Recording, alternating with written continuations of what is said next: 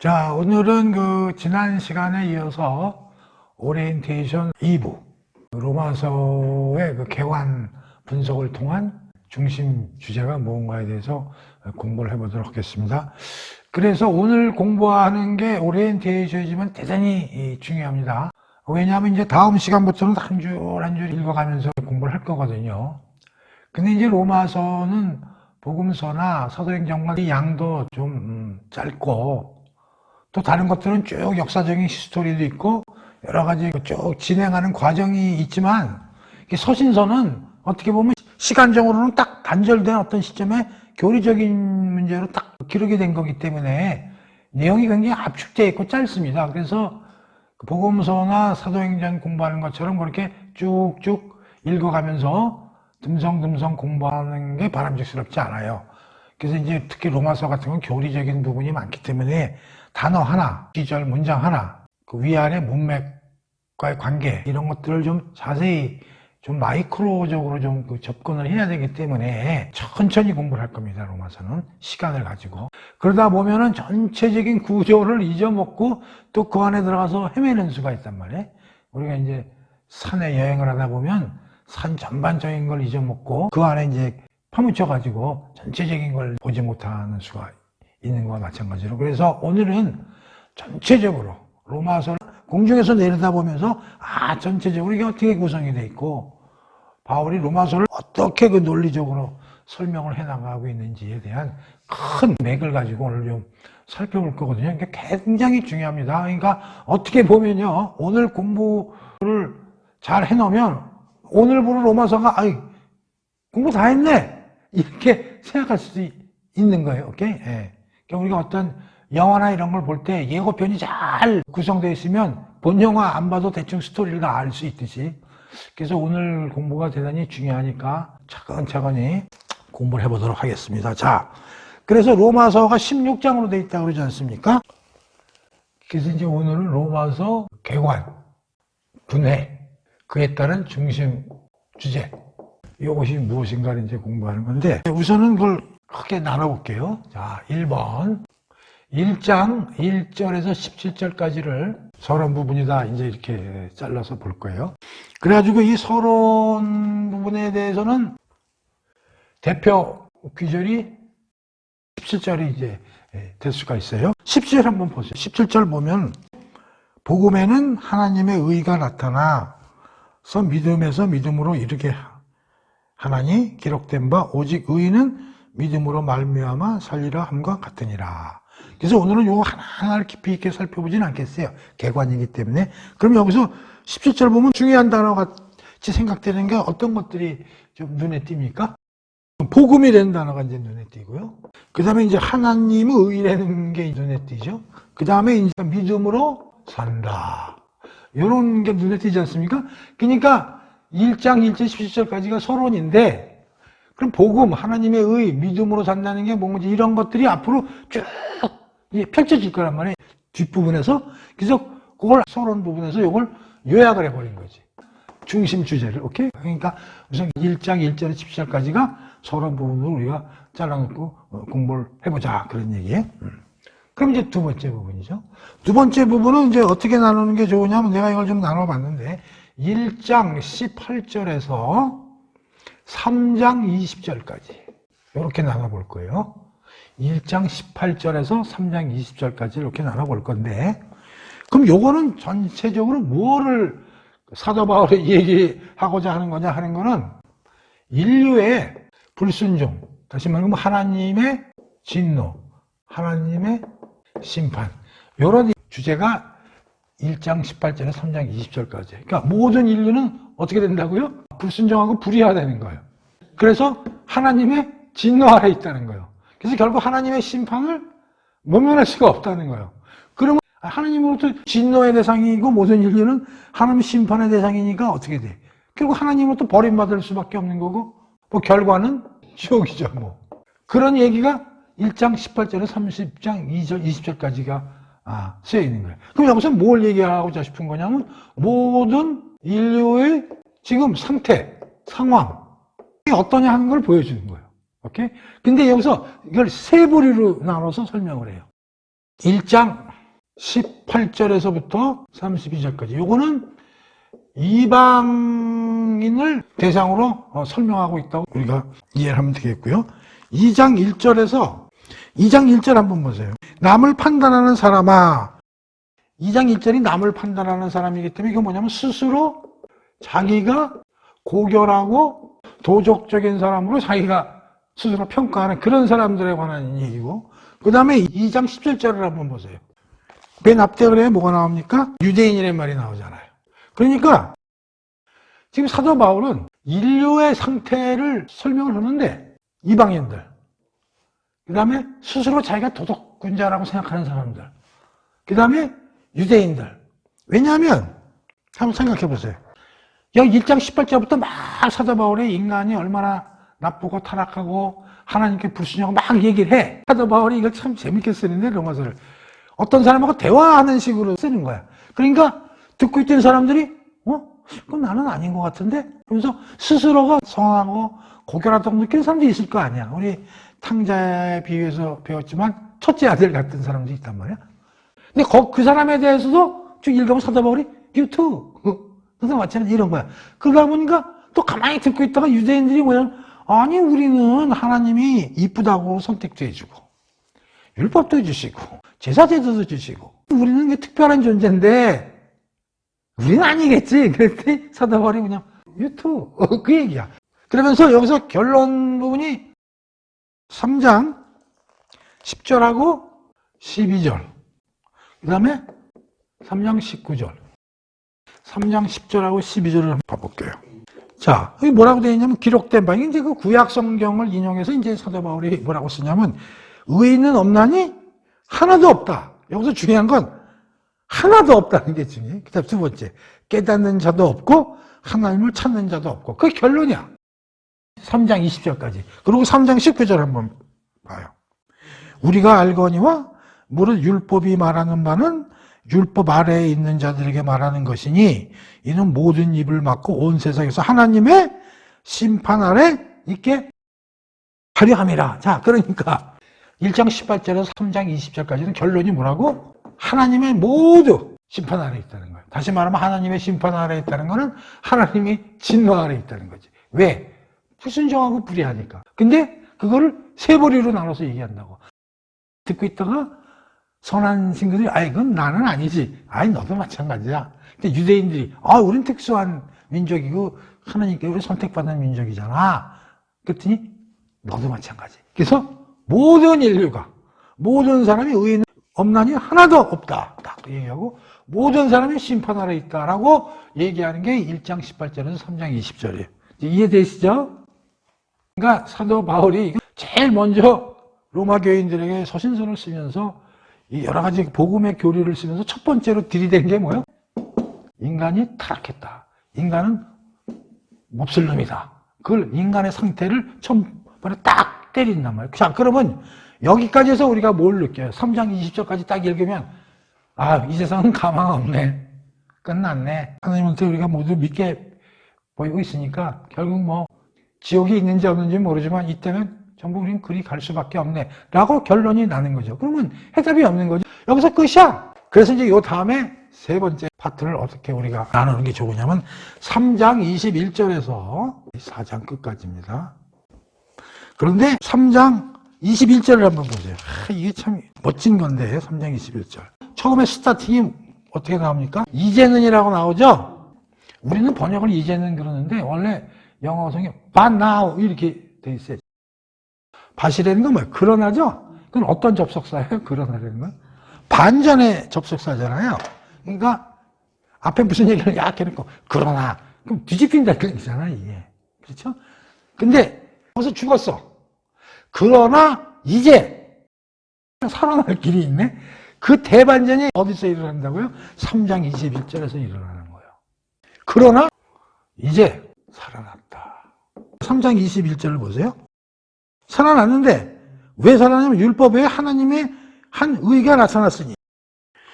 그래서 여기서부터 3장 21절에서요 3장 31절까지를 로이드 존스 목사는 뭐라고 얘기를 하냐면 성경에서 가장 위대하고 고상한 진술이다. 특히 21절, 22절을 21절에서는 율법 외에 하나님의 한 의가 나타났으니 그 다음에 22절 곧 예수 그리스도를 믿는 믿음으로 말미암아 어쩌고 저쩌고 얘기가 나오는 거야. 자, 그러니까 여기서 대주제는 뭐냐면 살아났다는 거야. 뭘로? 하나님의 의로. 근데 이 하나님의 의가 뭐냐면 예수 그리스도야.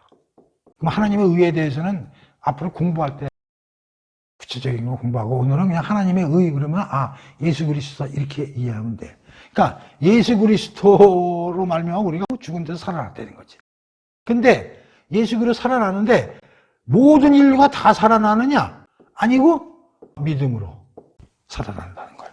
그러니까 3장 21절에서 4장 25절의 전체적인 얘기 중에 특히 3장 21절에서 31절까지가 대단히 중요한 가장 위대한 진술인데 거기에 핵심은 뭐냐면 하나님의 의라고 지적하면서 예수 그리스도로 말미암아 우리가 살아났고 근데 모든 사람으로 살아나는 게 아니라 예수 그리스도를 믿는 사람에게는 살아날 수 있다. 그런 얘기, 오케이?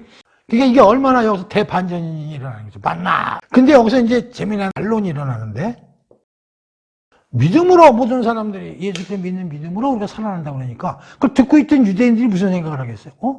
아닌데? 그들은 뭘로 살아난다고 지금까지 생각했었던 거예요? 율법. 그렇죠. 율법이죠.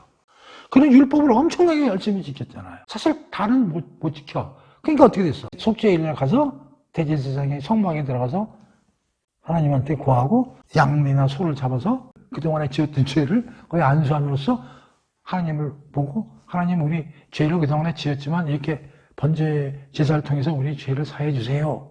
그리고 또 과거의 죄는 또 소멸되고 또 그 다음날부터 또 계속 율법을 열심히 지키고 우리는 살아나는 줄 알았는데 바울이 믿음으로 말미암아 살아난다 그러니까 그럼 율법은 뭐야? 그럼 하나님이 모세나 선지자를 통해서 우리한테 준 율법은 쓸모없는 거야? 그러면 쓸모없는 걸 왜 우리한테 주신 거야? 이런 문제가 생겨 안 생겨? 그래서 믿음이라는 거에 대해서 약간 의아하게 생각이 들겠죠. 그래서 4장에서 믿음이라는 거에 대해서 아브라함과 다윗의 예를 통해서 설명을 하는데 2절에서는 아브라함이라는 게 나오고 6절에서는 다윗의 예가 나오는 거예요. 그러니까 그들도 믿음을 통해서 하나님으로부터 의롭다는 칭을 받았다. 그런 걸 이제 기록을 하면서 유대인들에게 믿음 가지고 우리가 살아날 수 있는 거야라는 의문에 대해서 설명을 하는 게 4장이다 이런 얘기. 자, 그러면 여기까지 다시 한번 오늘 굉장히 중요하니까 반복을 여러 번 할 거예요. 그러니까 오늘은 요거만 딱 머릿속에 외워놓으시면 좋아요. 1절에서 10절까지는 서론이다. 1장 18절부터 3장 20절까지는 인류가 지금 하나님 앞에서 어떤 상황이냐. 결국은 하나님의 심판 아래 있다. 근데 그거를 세 부류로 나눠서 설명을 하고 있다. 이방인들, 스스로 자기가 고결하고 도덕적이라고 생각하는 사람들, 유대인들, 우리는 여기에 속하지 않지. 라는 사람들도 에게 뭐라고 그러냐면, 너희들 다 똑같아. 하나도 의인은 없어. 다 하나님의 심판의 대상이라니까? 라고 결론을 딱 내려버리는 거예요. 그럼 여기서 이제 가망이 없는 거지. 그런데 3장 21절에서 뒤집혀버린다. 이런 얘기예요. But now. 그러나 이제 살아났다. 어떻게? 하나님의 의라는 주제를 들고 나오면서 사도 바울이 그 예수 그리스도인데 그 예수 그리스도를 믿는 믿음으로 말미암아 살아난다니까 그 얘기를 하는 거야. 그런데 그러면 율법은 의미가 없다는 거야? 버려진 거야? 라고 의문이 제시가 되고 그러다 보니까 사도 바울이 4장에서 구체적으로 아브라함이나 다윗의 예를 들면서 이들도 믿음으로 말미암아 하나님으로부터 의롭다고 칭찬을 받았다라는 걸 갖다가 4장에서 구체적으로 증거를 대면서 설명하는 게 4장까지입니다. 오케이? 이 중에서도 가장 대표적으로 중요한 게 로이드 존스는 3장 21절에서 31절까지 이게 성경에서 가장 위대하고 고상한 진술이다. 그게 뭐요? 하나님의 의를 하나님이 준비했던 얘기지. 주 예수 그리스도라는 얘기지. 그런 믿음으로 말미암아 우리가 살아날 수 있다는 그런 얘기지. 그래서 여기서 But now. 그러나 이제는 살아난다. 그래서 로이드 존스는 그 로마서 강해를 할 때 1장에서 3장 20절까지는 처음에 안 해요. 3장 21절부터 강해를 해. 그래가지고 8장이 끝난 다음에 앞으로 돌아와가지고 1장 1절에서부터 3장 20절까지를 뒤에서 설명을 하는 거예요. 그래서 사람들이 물어봤어요. 로이드 존스한테. 아니 왜 앞에서부터 설교를 하시지? 왜 하필이면 3장 21절부터 설명을 하시냐 그랬더니 로이드 존스가 이렇게 얘기한 거예요. 내가 앞에를 하고 싶은데 너무 이 얘기가 하고 싶다는 거예요. 3장 21절 반 나오. 뒤집혔다. 하나님이 준비하신 하나님의 의가 존재하는데 그게 예수거든. 이걸로 해서 우리가 살아날 수 있거든. 근데 이 얘기를 빨리 얘기하고 싶은데 앞에 거 뭐 인류가 타락하고 이런 것도 중요하지만 이게 너무 하고 싶어가지고 이걸 먼저 앞에서 땡겨서 설교를 하기 시작했다는 거예요. 그래서 14권 중에 로이드 존스 목사님이 쓴 책이 14권이거든요. 근데 1권이 3장 22절부터 나오고요. 이건 저 7권인가 8권에서 나와요. 그러니까 이 얘기를 너무 하고 싶었던 거야. 하나님이 이 지긋지긋한 인간들 살리시려고 이 무진 애를 쓰시고 계획을 하시고 예수 그리스도를 이 준비를 하셔가지고 우리에게 보내주시는 이 영광스러운 감격을 먼저 얘기하지 않고서는 내가 가슴이 터질 것 같다. 이런 생각에서 이걸 먼저 설교를 했다는 그런 일화가 이제 있는 거예요. 그만큼 로이드 존스는 3장 21절에서 31절까지 이 내용이야말로 그러니까 이런 얘기가 그의 입에서 나오는 거예요. 성경에서 가장 위대하고 고상한 진술이 3장 21절에서 31절에 기록되어 있다. 이제 이렇게 설명을 하는 거죠. 자, 요 순서를 잘 보시고 1장 1절에서 12절까지 한번 보세요. 이게 서론이라고 했잖아요. 그 서론에 지금 단어에 복음, 하나님의 의, 믿음으로 살리라. 어디하고 똑같아 지금. 3장 21절에서 31절에 나오는 얘기하고 이게 중복되잖아요. 그러니까 여기서 중요한 걸 앞에다가 갖다가 서론 부분에서 딱 대표적으로 써놓은 거란 말이에요. 서론에. 무슨 말인지 알아요? 그럼 여기서 복음이라는 말이 나오고 하나님의 의, 믿음이라는 얘기 나오는데 다른 신학자들이나 이제 그런 사람들이 잘 얘기를 안 하는데 나는 이제 이걸 얘기를 하고 싶은 거예요.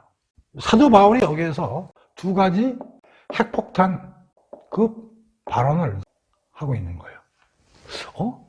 뭐가 핵폭탄적인 발언인가? 여기서 첫 번째는 복음이라는 단어하고요. 두 번째는 믿음이라는 단어예요. 이 복음이라는 단어는 1장 맨 앞에 1장 1절에 보세요. 예수 그리스도의 종 바울은 사도로 부르심으로 하나님의 복음을, 왜 복음이 나오죠? 복음이라는 말이. 그리고 그 밑에 2절 보세요. 이 복음은, 이 복음이라는 말이 계속 나오거든요. 로마서에 보면은 그 구체적인 건 한 줄 한 줄 들어가서 이제 공부를 하면 되는 게. 이 복음이라는 건 뭐예요? 굿뉴스죠? 복은 복복자, 소리니까 복음이라는 건 우리말로 번역하면 좋은 소식이란 말이에요. 그러니까 사도 바울이 지금 그 로마서에 복음이라는 말을 무지하게 많이 쓰고 있잖아요. 이게 핵폭탄이라는 거예요. 그게 무슨 핵폭탄인가? 이 당시가 로마 치세했을 때잖아요. 이 복음이라는 말을 사도 바울이 처음으로 쓴 말이 아니라 복음이라는 말은 그 당시에도 있었어요. 굿뉴스라는 뜻은. 그게 뭐냐면 로마 시대의 굿뉴스는 뭐냐면 로마 황제예요. 그 당시에는 모든 전 세계를 로마가 지배하는 그런 팍스 로마나 정신을 가지고 있었고 로마가 그 세계 평화의 주도를 하고 있고 로마야말로 세상의 모든 문제를 해결할 수 있는 집단이고 그 중에 로마를 통치하는 황제야말로 신의 대열에 있는 사람이고 그러니까 로마 황제야말로 모든 세상을 평화롭게 하고 모든 사람을 다스리게 하고 모든 사람 잘 살게 할 수 있는 그 뉴스의 대표가 누구예요? 황제. 그리고 그 황제가 자식을 낳거나 하면은 막 세상에 알리면서 우리가 예수님이 탄생했을 때 우리 누가복음에서 배웠잖아. 막 누구에게 알립니까? 처음에 막 목동들에게 알리면서 천사가 하늘에는 영광, 땅에는 평화 흘러나왔잖아요. 우리 공부했잖아요. 그렇죠? 그러니까 로마에서도 만약에 로마 궁에서 애가 탄생하면 그게 곧 뭐야? 하늘에는 영광, 하늘에 평화. 무슨 말인지 알죠? 그러니까 로마 황실에서 일어나는 일이 다 굿뉴스야. 그런데 지금 사도 바울은 로마서에서 복음을 지금 뭐라고 설명을 하고 있냐면 1장 2절 보세요. 이 복음은 쭉 해가지고 2, 3, 4절이 연결된 거거든. 주어가 뭐냐면 이 복음이야. 끝에는 예수 그리스도니라. 그러니까 복음이 뭐라고 그런 거야? 예수다 이런 얘기죠. 그럼 이게 뭐냐면 로마 시대에는 그 뉴스가 로마 황제와 로마였는데 바울은 이게 가짜고 진짜 그 뉴스는 누구라는 거예요? 예수. 그게 뒤집는 거잖아요. 핵폭탄이에요, 이게. 그러니까 사도 바울이 쓴 로마서에 나오는 복음이라는 단어는 우리는 그냥 뭐 좋은 뉴스, 그냥 뭐 예수 그리스도에 관한 이야기지라고만 알고 있어서는 안 된다는 거지. 그 시대적 상황을 보면 이거는 핵폭탄이라는 거지. 어떻게 보면 누구에 대한 도전이야? 로마. 그렇죠. 그래서 핵폭탄이라는 거예요, 이게. 자, 믿음을 봅시다. 이거는 누구에 대한 핵폭탄이냐? 유대인에 대한 핵폭탄이지. 유대인들은 뭐가 중요해? 율법이 중요하거든. 오죽하면 율법 주의에 빠진 거 아니에요. 율법을 잘못 해석한 게 있지만. 근데 이걸로 자기네들은 구원받는다고 그러는데 지금 바울은 뭐라고 그러냐? 믿음이라고 그러잖아. 이게 핵폭탄이라니까. 그러니까 내가 성경 공부를 하면서 1장 1절에서 핵폭탄이라는 말을 썼어요. 창세기 공부하신 분들은 알겠지만 1장 1절에서 하나님이 태초에 천지를 창조하시느냐, 이게 핵폭탄이라고 했어요. 그것도 nothing에서 something으로. 우리가 모든 가지고 있는 지식, 사상, 가치에 대해서 전부 그걸 뒤집어버린 핵폭탄을 떨어뜨린 거라고 그랬단 말이에요. 지금 바울은 로마서를 통해서 복음이라는 단어와 믿음이라는 두 단어를 가지고 복음에 대해서는 로마의 핵폭탄을 터뜨린 거고 믿음에 대해서는 이스라엘 민족의 핵폭탄을 터뜨렸다는 거죠. 근데 이 얘기를 잘 안 해. 근데 나는 이걸 딱 보면서 이게 핵폭탄이다. 우리는 그냥 복음, 믿음. 그러니까 뭐 그래. 뭐 복음, 그 예수 그리스도 뭐 굿뉴스. 예수님 오신 게 굿뉴스지. 믿음. 그래. 뭐 수십 번 들었어. 뭐 우리 행위가 아니라 우리 믿음으로 말미암아 우리가 구원을 얻는 거지. 이러고 그냥 넘어가는데 이게 이 당시 상황으로 보면 이게 핵폭탄이라는 거예요. 이건 유대인들한테 맞아 죽을 일이고 이건 로마한테 맞아 죽을 일이라는 거지. 이거 가지고 지금 유대인들이 그동안 우리 사도행전에서 배웠지만 율법을 잘못 해석해가지고 바울이를 죽이려고 유대인들이 암살 조직단까지 만들어가지고 그 난리를 피운 그만큼 이게 율법에 그냥 이게 중요한 거거든요. 유대인에게는 이거 엄청나게 중요한 거고 특히 제일 이들이 지키고 싶어하는 게 뭐죠? 안식일이잖아요. 일주일에 한 번씩은 안식일을 얼마나 중요시했어요. 근데 예수님은 복음서에서 배웠지만 유독 안식일에 참 무슨 일을 벌리잖아. 뭐 병자도 안식일날 고치고 해필이면 안식일날 고치냐고 다른 날 고쳐도 되고 그 다음에 뭐 제자들이 안식일날 밀을 따먹는 행위 그런 것들이 그 유대인들 눈에는 너무 안 좋게 보였던 거거든. 근데 왜 그렇게 안식일날 특히 일을 하셨냐? 율법이 중요한 거 아니야. 율법은 본질이 중요한 것이지 지키는 게 중요한 게 아니라니까 믿음으로 우리가 산다. 그러니까 다 이렇게 복음서하고도 연결이 되는 거거든요. 그래서 두 가지의 폭탄 선언을 던진 것이다. 이걸 꼭 우리가 기억해야 된다. 그런 얘기. 이거 뭐 그냥 교리적으로 이해하면 되지. 그런 게 아니라고. 상황적인 요인을 우리가 알아야 된다는 거지. 로마에 대한 핵폭탄, 복음. 유대인들에 대한 핵폭탄, 믿음. 오케이?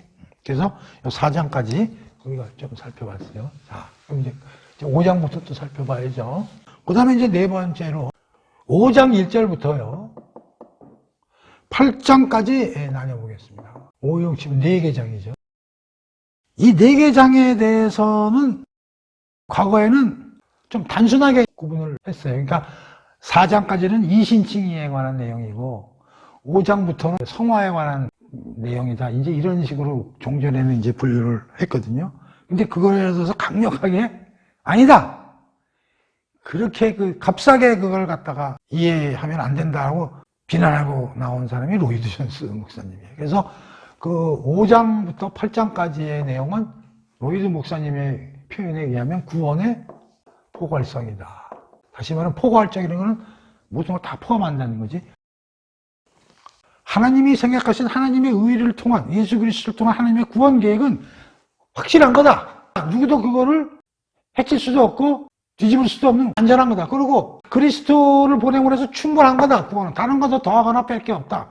그리고 그리스도가 와서 행한 걸 말미암아 끝. 그래서 5장에서 8장까지는 구원의 포괄성, 구원은 확실한 거고, 구원은 안전하며, 구원은 충분하고, 구원은 최종적이라는 걸 갖다가 기록한 것이라고 로이드 존스 목사님이 강하게 주장을 했던 거죠. 그전에는 이렇게 5장에서 8장을 구분을 안 했어. 그냥 4장은 믿음 얘기가 나오니까 그건 이신칭에 관한 바울의 생각이고 5장에서 8장 이제 우리가 이신칭에서 믿어서 의롭게 된 이후에 우리는 이제 생활을, 죄를 이제 떨쳐보내고, 우리가 이제 새로운 사람으로, 영으로서 몸을 죽여서 우리가 점점 예수 그리스도를 닮아가는 삶을 살 수 있는 성화에 관한 교리다. 이러고 끝내버렸다고. 그 로이드 존스 목사님이 뭐라 그러냐면, 왜 그렇게 값싸게 해석하고 평가하느냐. 틀렸다! 그러면서 이렇게 바울의 5장에서 8장까지 기록을 쫙 레벨업을 시켰던 거죠. 그래서 모든 사람들이 이제 이 로이드 존스 목사님의 이 해석에 거의 만장일치로 이제 동의를 하고 있는 것이죠. 이 넉 장이나 되잖아요. 5, 6, 7, 8. 그래서 요거를 이제 세부적으로 살펴보면 5장 1절에서 11절까지를 항목으로 보겠습니다. 요거는 뭐냐면 우리가 4장에서 지금 어떤 상황이었어요? 살아났죠. 근데 어떻게 살아났어요? 믿음으로 물면 살아났죠. 오케이? 그래서 5장 1절에서 11절까지는 그렇게 예수를 믿음으로 말하면 살아나는 우리는 어떠한 신분이 바뀌고 어떻게 우리가 새로운 특권을 가지게 되는지에 대해서 5장 1절에서 11절까지는 이제 얘기가 시작되는 거예요. 5장 1절에서 11절까지를 쭉 눈으로 한번 살펴보시면요. 자, 5장 1절 한번 보세요. 우리가 믿음으로 의롭다 하심을 받았으니 앞에 나왔죠? 4장에서 그렇게 예수를 믿음으로 말미암아 우리가 살아나고 구원을 얻었다고 나와 있잖아요. 그 다음에 무슨 말이냐? 그러므로 하나님과 화평을 누리자 이렇게 되어 있죠. 그러니까 살아난 사람들이 어떠한 특권과 어떠한 신분으로 바뀌었냐면은 하나님과 화평한 사람이 되어버렸다는 거예요. 3장 20절까지는 심판의 대상이고 진노의 대상에서 갑자기 하나님과 화목의 대상으로 바뀌어버렸다는 거예요. 누구로 인해서? 예수를 믿음으로 말미암아. 그게 이제 5장 1절에서 11절까지가 우리가 새롭게 하나님과 화평을 누리고 이렇게 됐다는 거지. 화평이에요. 두 번째, 2절 보세요. 화평하게 됨으로써 어떻게 됐냐면 우리가 하나님 은혜에 들어감을 얻었으며 하나님의 영광을 바라고 즐거워하느니라. 어떻게 됐다고요? 화평을 누리고 됐고요. 그냥 하나님 은혜 속으로 우리가 옛날에는 진노의 대상인데 하나님 은혜 속으로 들어가게 됐고 그 다음에 하나님의 영광, 하나님의 영광을 바라보고 우리도 영광에 참여하게 됐고 그래서 어떻게 돼? 즐거워하게 됐다고 지금 얘기를 하고 있는 거잖아요. 그렇죠? 그 다음에 쭉 보다가 10절 보세요. 우리가 원수 되었을 때 그의 아들이 죽으심으로 말미암아 하나님과 화목하게 되었은즉 화목하게 된 자로서 더욱 그의 살아가심으로 말미암아 구원을 받을 것이다. 구원 얘기가 또 나오죠. 구원이 확실하다는 게 구원을 받는다는 거예요. 그리고 다시 11절에 하나님 앞에서 또한 다시 또 즐거움을 우리가 만끽할 수 있다는 거죠. 그러니까 5장 1절에서 11절까지 뭐냐면 우리가 의롭게 됨으로써 이러한 특권을 하나님과 가질 수 있게 됐다 이런 얘기를 하는 거죠. 물론 그 구체적인 건 이제 우리가 앞으로 공부할 거지만 우리가 신분이 바뀐 거야. 하나님의 진노 아래에서 은혜로. 그러다 보니까 하나님과 화평을 누리게 되고 은혜를 받게 되고 하나님의 영광에 참여하게 되고 우리가 하나님을 즐거워하게 되고 우리 구원이 확실하게 이런 거란 말이에요. 자, 그 다음에 그런데 두 번째는 5장 12절이죠. 21절까지요. 이건 뭐냐면 우리가 이렇게 특권도 가지게 되고 살아나고 그걸 알겠는데 믿은 거 알아. 믿음으로 말하면 그렇게 되는데 그래도 어떻게 이런 일이 벌어질 수 있는가?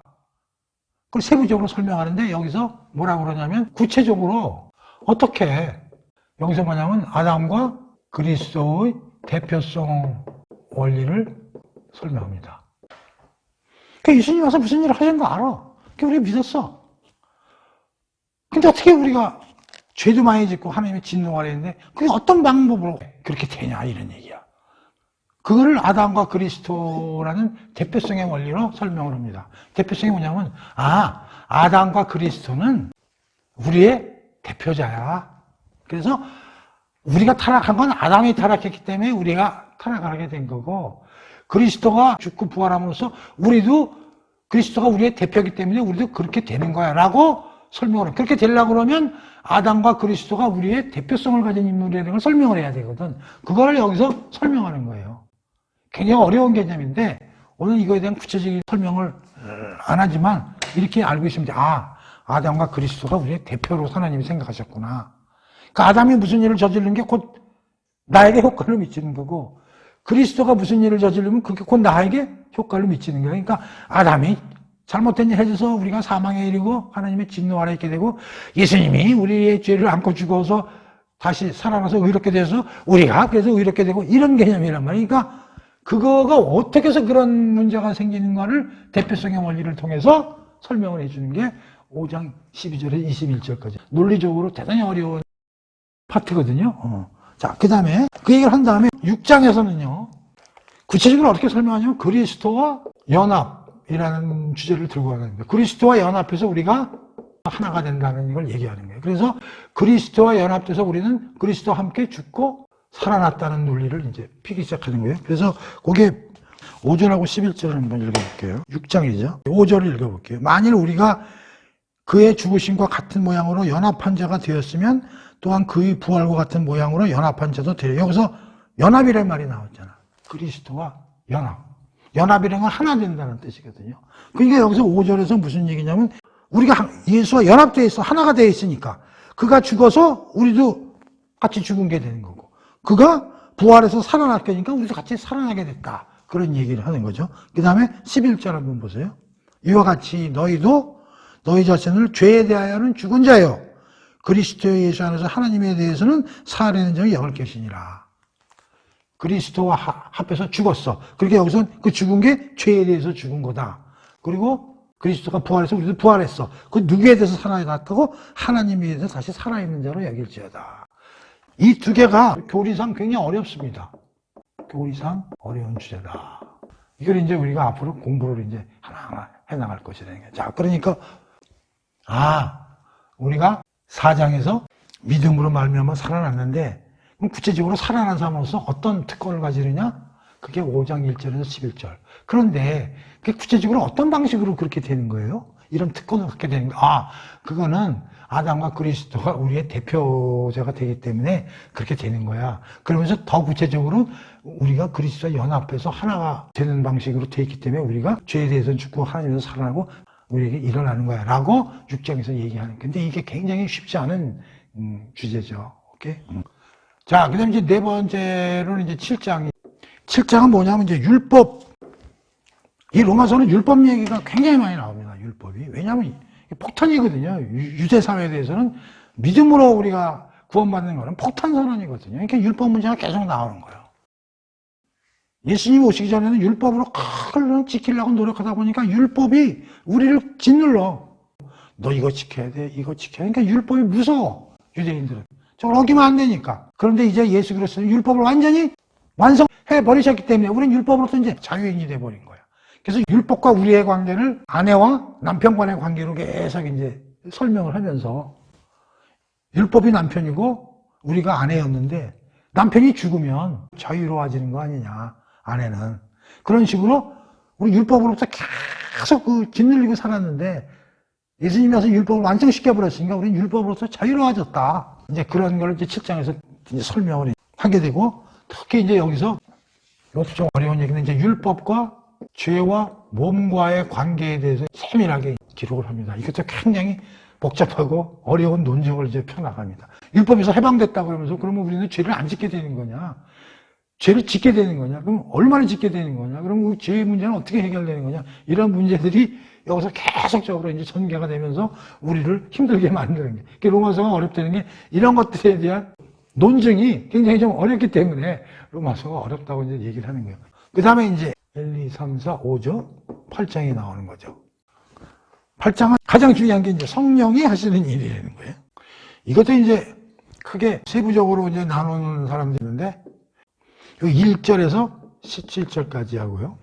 그 다음에 하나님 자녀가 누릴 영광. 요게 18절부터 28절. 그 다음에 확고부동한 하나님의 사랑. 그게 29절에서 39절.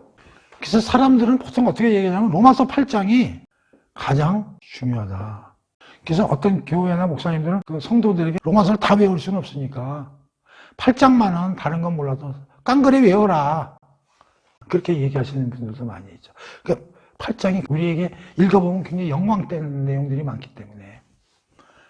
그런데 여기서 뭐가 나면 성령이라는 말이 나온 거예요. 성령이 하시는 일. 그래서 여기서 뭐 우리 율법, 죄, 몸에 관계되는 문제 이런 걸 나오는데 왜 우리가 구원이 확실하고 안전하냐면 우리가 새롭게 탄생된 신분으로 새로운 삶을 살 수 있도록 성령님이 우리 안에 이러이러한 일을 하신다는 것을 1절에서 10절까지를 이제 설명을 하고 있는 거예요. 한번 대충 한번 훑어볼까요? 1절에서 10절까지 8절 한번 봅시다. 2절 한번 봅시다. 생명 성령의 법이 죄와 사망의 법에서 너를 해방하였느니라. 성령이 우리 안에서 일을 하시기 때문에 이제 죄에 쩔어서 있는 죄 사망의 법을 성령 생명의 법이 이기게 해주신다는 거지, 우리를. 네. 성령님이 우리 안에서 일을 하시기 때문에. 그럼 어떻게 성령님이 우리 안에서 일을 하시냐? 여기서 나오는 거예요.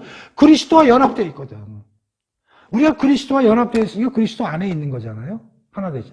그럼 그리스도의 영 생명이 우리 안에 계신 거나 마찬가지지. 그게 성령이거든요. 그래서 그 성령으로 인해서 우리가 죄에서 이길 수 있고, 우리를 다시 탄생하게 하고, 영이 몸을 컨트롤할 수 있고, 그런 일을 할 수 있다고 이제 얘기를 하는 거예요. 5절 보세요. 육신을 따르는 자는 육신의 일을, 영을 따르는 자는 영의 일을 생각하느라. 우리가 그리스도에 합해서 그리스도의 생명을 갖고 있기 때문에 그 성령으로 인해서 우리가 모든 이런 죄 이런 일들 다 우리가 이겨낼 수 있다, 이제 그런 얘기를 하는 거예요. 그 다음에 더 멋진 얘기가 뭐냐면 13절도 한번 보세요. 너희가 육신대로 살면 반드시 죽을 것이라도 영으로서 몸의 행실을 죽이면 살리라.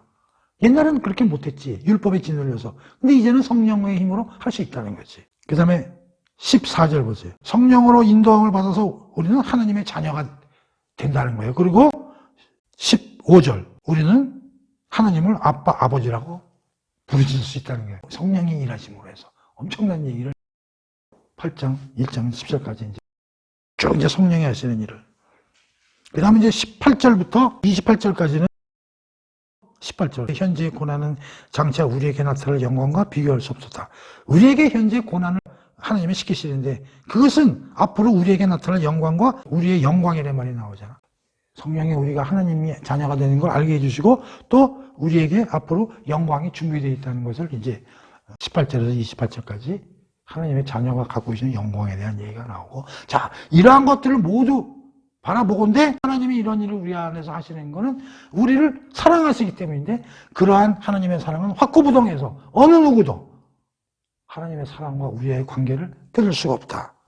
그러면서 36절로 8장을 마감하면서 높음이나 깊음이나 어떤 다른 피조물이라도 우리를 주 그리스도 안에, 예수 안에 있는 하나님의 사랑에서 끊을 수가 없느니라 하면서 사도 바울이 이제 8장을 마무리를 해가는 거죠.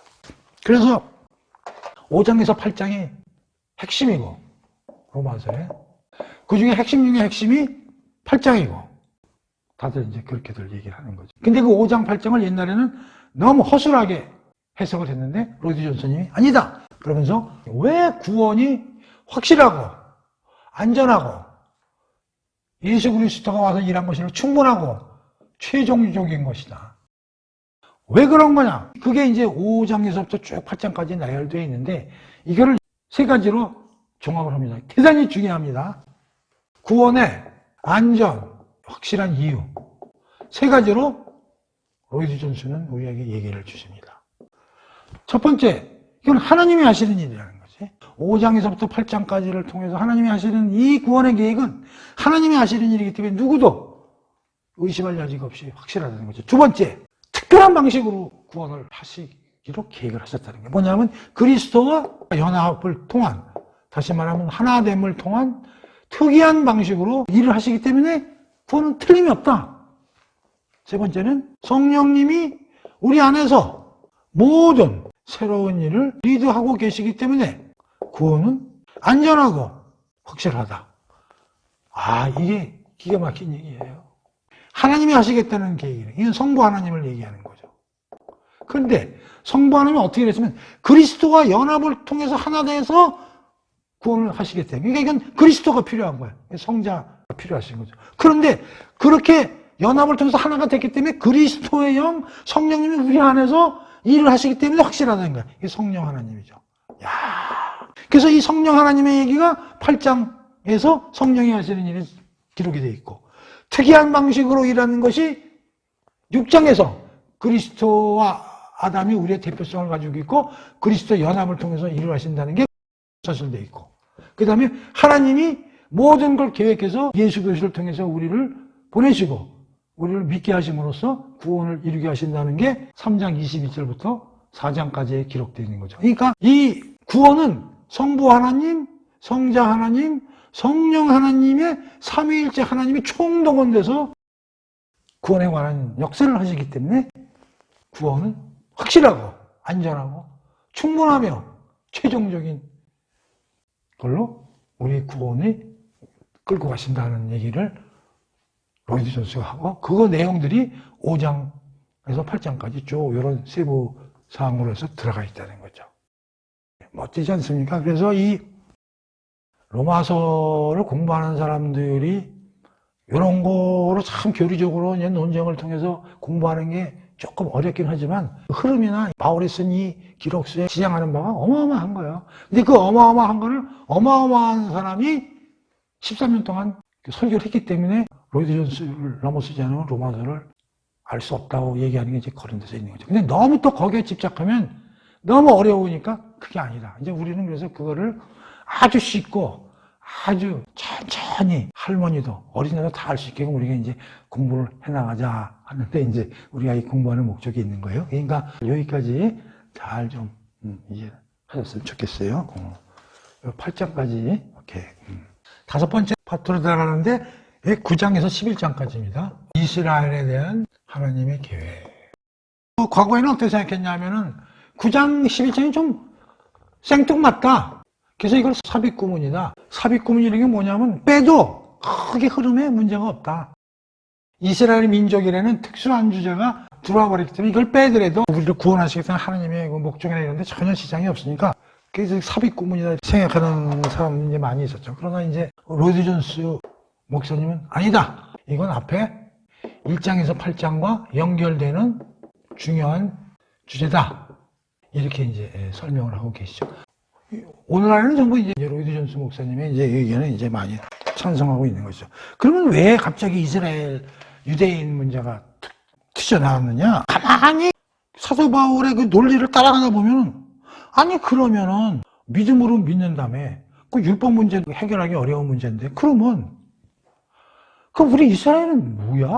율법도 주시고 제사제도도 우리가 다른 애들은 갖고 있지 않는 걸 갖고 있고, 그 선지자를 그래서 하나님 말씀도 계속 우리에게 주시고, 우리 뭐 왕도 만들고 이런 제도도 다 하나님께서 이렇게 해주신 건데, 그럼 도대체 그거 다 필요 없고 믿고 구원받는다 그러면, 지금 우리 이스라엘 민족들은 예수를 죽였는데 십자가에 예수를 믿는 믿음으로 구원받는다고 했는데, 그러면 우리는 뭐가 되는 거예요 지금? 우리 이스라엘은 하나님 이거 어쩌시려고 그러세요? 우리는 그럼 뭡니까? 그러면 차라리 내버려 두지. 지금 바울의 말에 의하면 우리는 전부 죽게 생겼네. 그러면 처음부터 죽게 내버려 두지, 이방인들과 같이. 그럼 왜 아브라함은 불러가지고 약속이라는 약속은 죄다주고 율법은 들이주고 왜 제사는 하라고, 왜 이렇게 복잡하게 일을 시킨다며 이제 와가지고 니네 필요 없으니까 너는 왜 이러는 거예요 지금? 그 바울도 그게 답답한 거야. 그래서 하나님한테 물어보는 거야. 이거 어떻게 되는 겁니까? 나도 유대인이에요. 그리고 베냐민 집회 사람이라니까 바리새인이고. 그럼 도대체 이스라엘 애들은 어떻게 되는 거예요? 얘는 죽는 거예요? 살는 거예요? 지옥 가요? 천국 가요? 도대체 이방인하고 다른 게 뭐예요?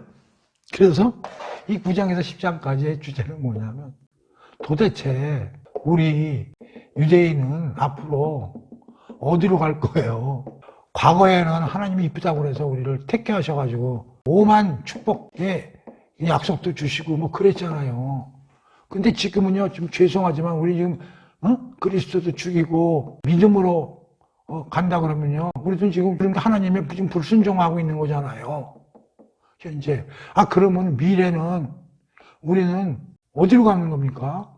이런 게 9장에서 10장까지 쓰여 있는 거예요. 그러니까 이게 삽입구면이 아니라 당연히 나올 수 있는 질문이야. 누구 입장에서? 유대인 입장에서는. 근데 바울이 유대인이잖아요. 로마 시민 이걸 가지고 있지만 당연히 나올 수 있는 얘기지. 그래서 결론은 뭐냐? 두 가지예요. 하나님은 너희들과 이방인을 달리 취급하시지 않아. 하나님은 한결같은 방법으로 일을 해오시고 있고 앞으로도 구원 계획을 이뤄 가실 거야. 그러니 너희들 지금은 빠져 있지만 남은 자들, 렘넌트, 아직 남은 자들 있어. 회개하고 돌아와. 그런 자들은 하나님이 살리신다. 이런 얘기를 9장에서 11장까지 사도 바울이 쫙 논리를 핍니다. 그러면서 여기서 바울이 뭐라고 그러냐면, 드디어 이 로마서를 쓰면서 하나님의 깊은 지혜와 지식을 깨달아요. 바울도. 하나님이 왜 이스라엘 민족을 저 모양 저 꼴로 만들어 놓으시고 왜 지금 예수를 죽이게 해 놓으시고 그랬는가. 그 깊은 뜻을, 물론 이스라엘이 잘못한 건 사실이야. 그렇지만 하나님이 오히려 구원 계획이 이방인에게 갔다가 다시 이스라엘이 셈을 내서 장래에 회개케 하시려고 그러는 깊은 지혜를 가지고 유대인들을 끌고 오셨구나 하는, 아무도 생각할 수 없는 역설적인 하나님의 지혜를 깨닫게 되죠. 그러면서 11장이 끝나냐면 마지막을 보십시다. 33절이요. 깊도다 하나님의 지혜와 지식에 풍성하며 그의 판단은 헤아리지 못할 것이요 그의 길은 찾지 못할 것이로다. 누가 주의 마음을 알았느냐? 누가 그의 모사가 되겠느냐? 누가 주께 먼저 드려서 갚으심을 받겠느냐? 이는 만물이 주에게서 나오고 주로 말미암고 주에게로 돌아감이라. 그에게 영광이 세세 있을지어다. 아멘. 그러니까 유대인에 대한 하나님의 거창한 계획을 깨닫게 되고 바울이 놀라 자빠져가지고 와, 하나님의 지혜야말로 누가 그 깊이를 알 수 있겠느냐 하면서 하나님의 지혜에 대한 찬양을 하면서 11장을 마무리하는 겁니다. 그래서 9장에서 11장은 이러한 내용들이 들어가 있다. 유대인의 과거, 현재, 미래에 대한 하나님의 계획. 그래서 우리가 맨날 지난번에 복음서 공부하셔서 했죠. 왜 복음이 이방인에게 갔느냐. 그걸 내가 이렇게 설명을 했잖아요. 우리 집 애가 너무 밥을 안 먹어. 그래서 옆집 도리를 데려다가 계속 파인애플 맛있는 걸 막 먹여. 얘가 엄청나게 먹지도 못하는 게 얼마나 맛있게 먹어. 그러니까 우리 집에 있는 우리 아들이 보면 너무 화가 나는 거야. 우리 집에 있는 이놈이 다 처먹으니까 에이씨 그럼 나도 먹을래. 그래서 얘가 먹는다. 그걸 내 비유를 했잖아요. 그러니까 이 복음이 이방인에게 전도가 되게 하나님이 계획을 하신 거야. 얘네들이 불순종하게 함으로써. 그러니까 지금 그리스도인과 기독교가 이방에 너무 많이 확장이 되다 보니까 유대인이 아니 쟤네들보다 우리가 샘플로 하나님으로부터 선택을 당했는데 이게 뭐야? 우리도 믿어야지. 그래서 믿게 된다는 거지. 그래서 장래 이스라엘도 회개하고 복음을 믿게 된다는 얘기죠. 근데 현실적으로 현재 이스라엘은 믿지는 않고 있지만 그렇게 될 거라고 사도 바울이 계시를 받았고 계시로 깨우치고 나서 와, 어떻게 하나님이 이런 계획을 갖고 계신가에 대해서 찬탄을 하면서 마지막에 하나님의 지혜와 지식이 풍성하며 그 깊이를 누가 헤아릴 수 있겠느냐로 찬양하면서 11장이 마무리된다는 것을 설명드리는 겁니다. 그래서 9장 다섯 번째 파트는 9장에서 11장. 자, 이제 12장부터죠. 마지막까지 보겠습니다. 여섯 번째 구분이죠. 12장 1절에서요. 15장 13절까지인데 자, 이건 이제 뭐냐면 지금까지는 다 교리적인 측면이었어요. 교리적인.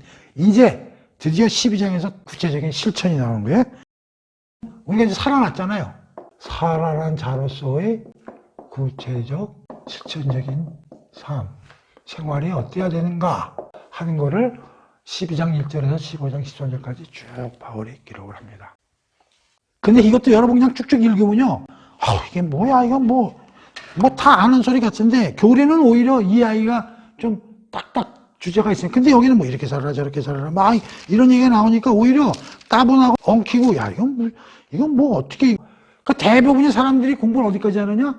8장까지 합니다. 9장, 11장도 잘 안 해. 그러니까 왜냐하면 이스라엘 민족이 하는 얘기니까 우리하고 관련이 없으니까 또 안 해. 그래가지고 주로 1장에서 8장까지만 딱 하고 그 다음에 안 해, 대부분이. 그래서 내가 이걸 쉽게 여러분이 공부할 수 있는 방법을 오늘 내가 말씀드릴게요. 제가 사실 로마서를 공부하면서 어떤 텍스트를 가지고 공부를 하면 좋을까 그런 생각을 많이 했어요. 근데 로마서 엄청나게 많은 분들이 강의에서도 쓰고 그렇기 때문에 그래서 이번에 제가 이거 하면서 저도 옛날에 뭐 개인적으로 로마서를 많이 공부했지만 또 공부한 시간도 오래됐고 그래서 다시 한번 로마서 책들을 이제 꺼내서 보고 있고 그 중에서 여러분과 같이 공부했으면 좋겠다는 대목을 뽑아서 좀 이제 공부를 하려고 이제 그럽니다. 그래서 제가 보고 있는 책이 뭐 이렇게 많지 않아요. 첫째, 로이드 존스의 설교집을 다시 14권을 갖다 놓고 보고 있습니다. 그 다음에 두 번째는 존 스토트는 그 영국의 유명한 그 신학자죠. 목사님이고. 존 스토트는 로이드 존스 목사님하고 나이 차가 25살? 로이드 존스님이 웨스트민스터 처치에서 로마서 강의할 때 아마 대학생이나 고등학생 정도 신분으로 아마 가서 강의를 들었다는 얘기가 있어요. 존 스토트가 나이 70이 넘어서 로마서 강해서를 하나 쓴 게 있습니다. 존 스토트는 무지하게 많은 문헌을 남겼거든요. 사람들이 물어본 거예요, 존 스토트한테. 아, 왜? 다 늙어가지고 무슨 또 로마서를 또 쓴다고 난리냐. 그리고 뭐 천지에 깔린 게 로마서 강의인데 왜 또 쓰려고 그러냐, 뭐 이렇게 이제 질문을 했다고 그래요. 그래서 하여튼 존 스토트가 나이 70이 넘어가지고 쓴 로마서 강해집이 하나 있고요. 그 다음에 미국의 유명한 복음주의자 신학자죠.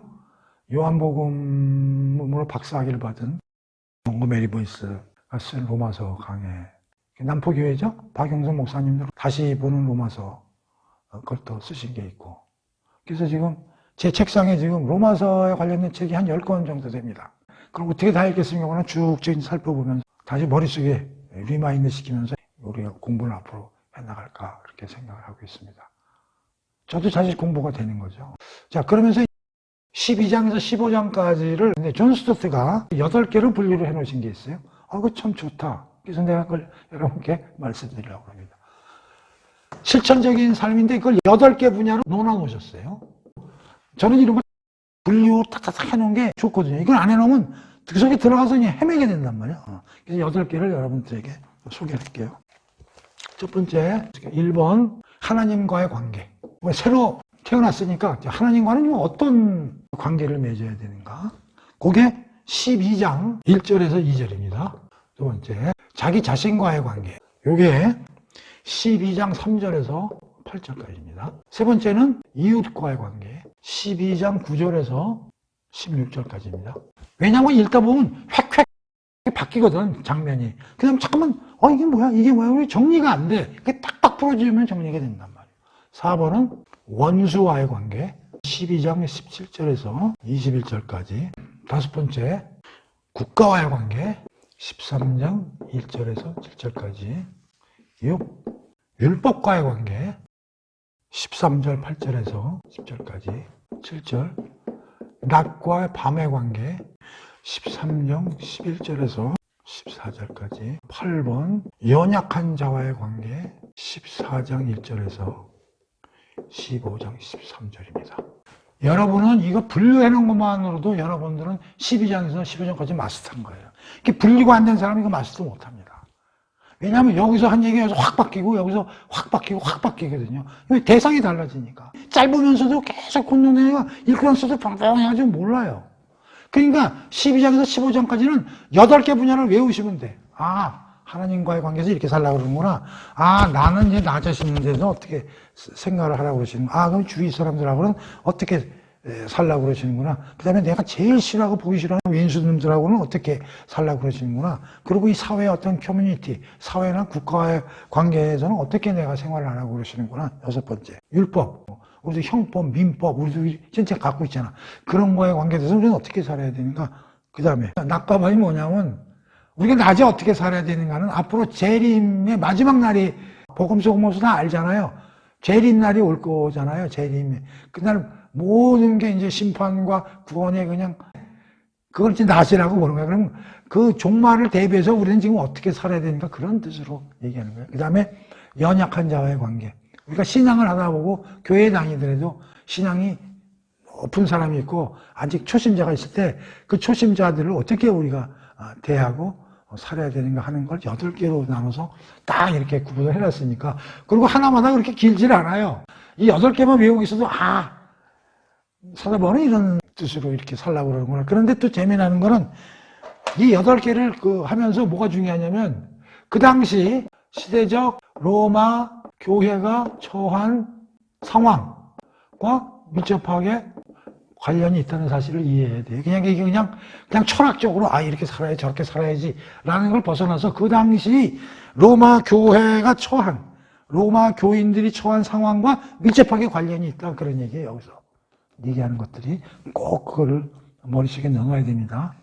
우리가 고린도 전서를 보면서 뭘 느껴야 되냐면 고린도 교회 그때 상황에 맞게끔 편지를 쓴 게 고린도 전서거든요. 그러니까 고린도 전서는 우리는 공부는 안 했지만 거기 보면 막 여성들에게 바울이 막 치탄을 해요. 교회 나와서는 말도 하지 말아라. 남편 말을 들어라. 뭐 고린도 전서를 읽으면서 아니 무슨 하나님의 말씀이 뭐 이래. 여자를 이렇게 비하해 하고 고린도 전서를 이해하는 분들도 많은데 특히 여성들이 별로 좋아하지 않아요. 근데 그게 아니고 워낙에 여성들이 치맛바람이 거세서 그 상황을 이해하고 사도 바울이 얘기를 한 거거든요. 그러니까 요 로마서의 실천사항도 나름대로 교리를 기반으로 한 실천적인 사항도 들어있지만 그 당시에 로마 교회에서 일어나는 상황을 반영해서 쓴 내용도 인식을 하고 이해를 해야 된다 그런 얘기예요. 그래서 이거 하나씩 읽어보면 그게 어려운 말이 없습니다.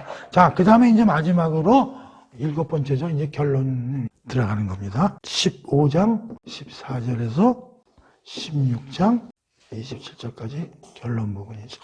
로마서는 이 결론 부분도 매우 중요합니다. 매우 중요한데 로마 교인들이 이제 당부하는 얘기, 그 다음에 장래 전도 계획 같은 걸 좀 밝히고 있고요. 그 다음에 자기가 전도하면서 그 자기를 도와줬던 영적 공동체 여러 가지 그 인사들에 대한 소개 이런 것들이 결론 부분에 이제 들어가 있는 겁니다. 자, 그래서 오늘 로마서 전체를 이렇게 구분을 해봤어요. 제가 볼 때 대단히 잘된 구분입니다. 제가 여러 책을 보고 종합을 해가지고 이렇게 여러분들한테 소개하는 겁니다. 7개 부분으로. 여러분들이 오늘 구체적인 공부를 안 했지만, 그거를 반드시 머릿속에 이해를 하십시오.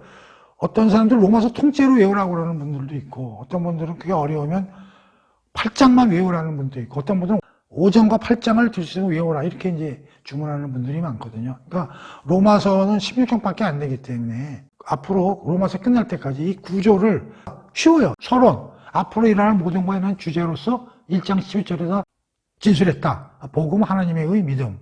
그 다음에 1장 18절부터 3장 20절까지는 인간의 상태에 대해서 세 부류로 나눠서 설명을 했구나. 이방인, 자기 깔래는 잘났다고, 도덕적이라고 폼 잡는 사람들, 유대인들. 결론은 모두가 하나님 앞에 심판의 대상이요, 진노의 대상이다. 다 죽었다. 그러나 but now, 이제는 3장 21절, 3장 끝까지 살아났다. 어떻게? 하나님이 준비하신 하나님의 의, 즉 예수로 말미암아 우리는 살아났다. 근데 모든 사람이 살아나는 게 아니고 믿음으로 예수 그리스도를 수용하는 사람에게 살아났다. 율법은 뭐냐? 유대인들은 그 율법으로 구원을 얻는 것이지 무슨 믿음이냐? 되지도 않은 소리 하지 마. 그랬을 때 아니야. 니들이 그렇게 좋아하는 아브라함과 다윗 있지? 그 사람들도 다 믿음으로 말미암아 하나님으로부터 의인이라고 받아들여진 거거든. 그걸 이제 증거를 내면서 얘기를 해주는 거지. 그리고 이제 5장에서 8장까지는 그 유명한 오레드 존스 목사의 구원의 확실성, 안전성, 충분성, 최종성에 대한 구원의 포괄성에 대한 내용이 5장에서 8장까지 쫙 펼쳐진다 그런 얘기죠. 근데 왜 그럼 구원이 그렇게 확실하고 안전하냐? 세 가지라고 그랬어요. 첫 번째, 하나님이 하시는 일이기 때문에. 두 번째는 특별하게 그리스도와 연합을 통해서 하나됨을 통한 특이한 방식을 통해서 하나님이 일을 하시기 때문에.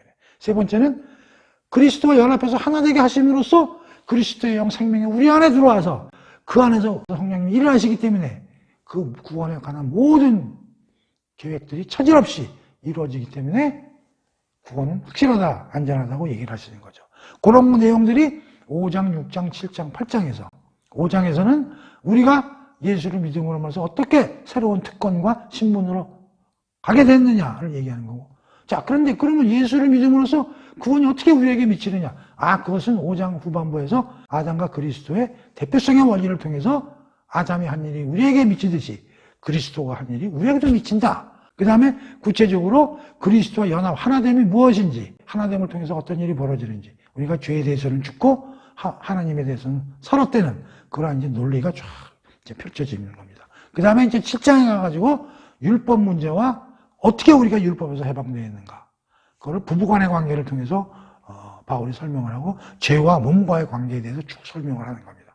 그 다음에 8장에 들어가서 우리 안에서 성령님이 일하시기 때문에 이 모든 일이 가능해진다고 설명을 하고 있고 8장 후반부에서 하나님의 자녀가 갖는 영광의 문제, 그 다음에 마지막으로 하나님이 우리에 대한 사랑이 무궁무진해서 어떠한 사람도 그 사랑을 깰 수 없다는 그런 찬양과 감사의 말을 터뜨리면서 8장이 끝나는 겁니다. 그 다음에 9장에서 11장까지는 그럼 유대인들 우리는 뭡니까? 우리는 맨날 율법만 믿고 예수도 죽이고 바울의 얘기를 들으면 우리는 다 죽었는데, 그럼 처음부터 내버려 두고 죽이든지 말든지 하지. 그럼 왜 그 복잡하게 율법도 주고, 제사도 주고, 예수도 보내고, 뭐 여러 선지자도 보내고, 그런 복잡한 일을 하면서 지금 우리를 이 모양, 이징창으로 만들어 놓습니까? 라는 이제 질문에 대한 바울의 논리적인 답변이 나오는 거죠. 그래서 과거의 이스라엘, 현재 이스라엘, 미래 이스라엘이 어떤가 하는 거를 이제 하나님의 계시를 통해서 이제 바울이 알게 되고, 이스라엘 민족에 대한 하나님의 놀라운 지혜를 이제 깨우치게 되는 것이죠. 그러면서 마지막으로 하나님의 지혜와 지식에 대한 무궁무진함을 이제 터뜨리면서 이제 11장까지 끝내게 되는 것이죠. 그리고 이제 어떻게 살아야 되는가? 12장에서부터 쭉 흘러나오는 거죠. 그거를 8개로 나눠서 존 스토트는 설명을 해줬다, 우리에게. 하나님과의 관계는 어떻게 살아야 되는가? 나 자신과는 어떻게 살아야 되는가? 이웃과는 어떻게 살아야 되는가? 원수와는 어떻게 해결해야 되는가? 국가와는 어떤 관계를 갖고 살아야 되는가? 율법과는 어떠한 관계를 가지고 살아야 되는가? 7, 낮과 밤. 종말을 앞두고 우리는 지금 이 시대를 어떻게 살아나가야 되는가? 신앙이 약한 자, 연약한 자들을 우리가 어떻게 포용하고 그들을 어떻게 우리가 품고 삶에서 우리가 살아나가야 되는가 하는 거에 대한 그 삶에 대해서 쭉 얘기를 하고, 마지막 결론 부분에 이제 당부 얘기와 자기가 그동안에 사도로서 산 거에 대한 어떠한 그 소견, 앞으로의 내가 복음을 어떻게 저 로마까지 가서 저 서바나까지 가고 싶다는 그런 희망을 피력하고, 나머지 그동안에 자기를 위해서 도와주고 동역했던 모든 사람들을 소개하고 인사시키는 그런 걸로 로마서가 마무리되는 겁니다. 지금 내가 얘기한 것만 여러분들 그걸 외우시라고. 그러면 로마서 끝났어요. 나는 지금 이렇게 얘기하면서 로마서가 끝났어, 나는 지금 벌써. 그러니까 이게 굉장히 중요합니다. 내용도 중요하지만, 바울이 로마서 이런 순서로 쭉 기록을 해나갔구나.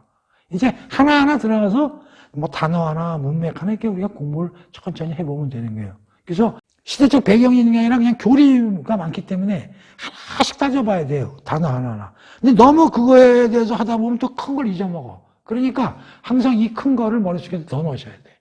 네. 로마서는 이런 거구나. 그리고 로마서를 자주 시간 나면 읽어보세요. 이거 30분이면 읽습니다. 16장이라 짧아. 딱 왁구가 쓴 다음에 쭉 읽으면요, 수수수수수 지나간단 말이에요. 그러다가 좀 이해 안 되는 거 이렇게 메모를 해놓으시고, 그거 이제 우리가 앞으로 유튜브 공부를 하면서 꾸준히 시간을 가지고 공부를 해나가면 되는 겁니다. 그래서 오늘 오리엔테이션 둘째 번째 시간인데요, 대단히 귀중한 시간이고요. 성경 가지고 이렇게 단락을 이렇게 줄을 좀 쳐놓으시고 전체 왁구를 좀 머릿속에 넣어놓으시면 여러분들 로마서의 박사가 되실 수 있다 하는 걸 제가 장담합니다. 자, 그래서 오리엔테이션은 지난 시간과 이번 시간으로 해서 끝내도록 하겠습니다.